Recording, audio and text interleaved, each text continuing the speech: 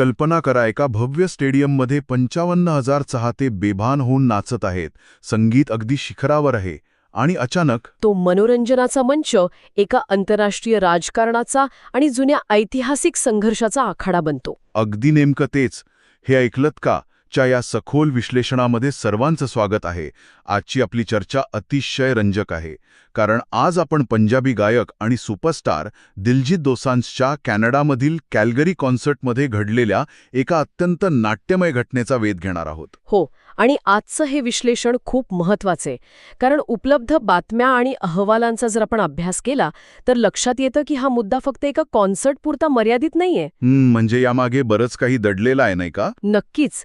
कॅनडात फडकवले गेलेले खलिस्तानी झेंडे, एका प्रसिद्ध टीव्ही शोमधला जुना वाद आणि कॅनडातील सध्याची राजकीय परिस्थिती, अशी खूप मोठी गुंतागुंत यामागे आहे. बरं, तर आपण आधी कॅल्गरीमधल्या त्या ऑरा टूरमध्ये नेमकं काय झालं इथून सुरुवात करूया.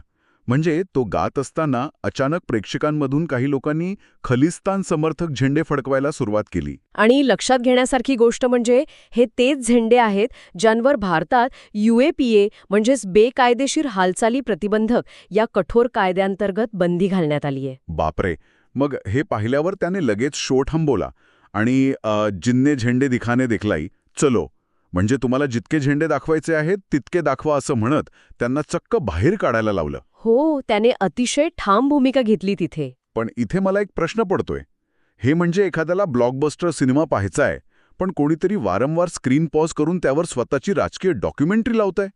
कलाकाराच्या मंचाचा असा वापर का केला जातो? कारण आजकाल जागतिक मंचावर पॉप कॉन्सर्ट्स हे निव्वळ मनोरंजनाचे कार्यक्रम राहिलेले नाहीयेत.